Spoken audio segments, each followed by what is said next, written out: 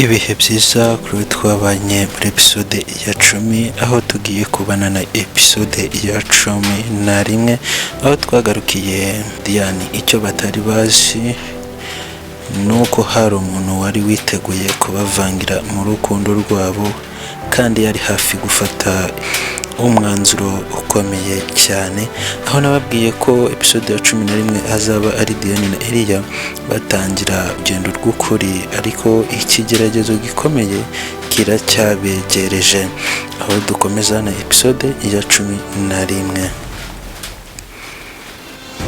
Hari igihe urugendo rutangira kandi ugongana n'ibintu byose bitari byoroshye. Diane na Eliya bari bamaze gusubirana, ariko urugendo rwabo rw'urukundo rwari gukomeza gukorwaho ikizamini gikomeye cyane.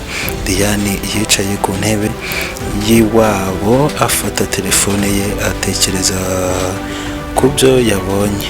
Icyo cyatumye mpagarara nuko ntazi uwihishe inyuma y'ibigeragezo byose, ariko nanone ndashaka gukomeza nubwo ntazi icyizere kiri imbere.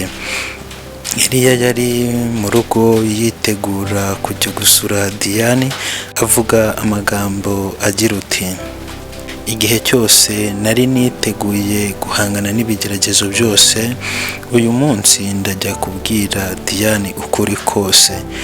Mu gihe kimwe umwe mu nshuti zabo amuhamagaye agira uti: hari umuntu uri inyuma y'ibi byose ushaka kubavangira, menya neza mbere y'uko ujya kwa Diane.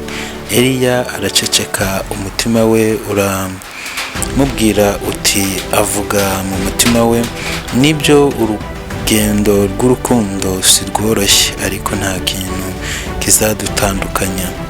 Diane na Eliya bahurira ku gasozi aho bari basanzwe basengera, amarira ahinduka ibyishimo, ariko bakumva amajwi y'abantu ababwira uti, bituma bibaza niba koko byose bizagenda neza. Diane avuga mu ijwi rito, ese ibyo byose twanyuzemo bizarangira mu buryo bwiza? Eliya aramuseka agira uti, niba turimo gukora iby'ukuri nta kintu na kimwe kizadutandukanya.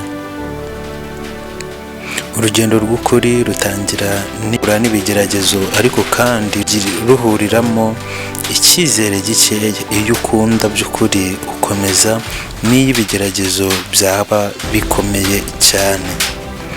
Ariko ikigeragezo gikomeye kiracyabegereje, kandi urukundo rwabo ruzageragezwa mu buryo bwihariye.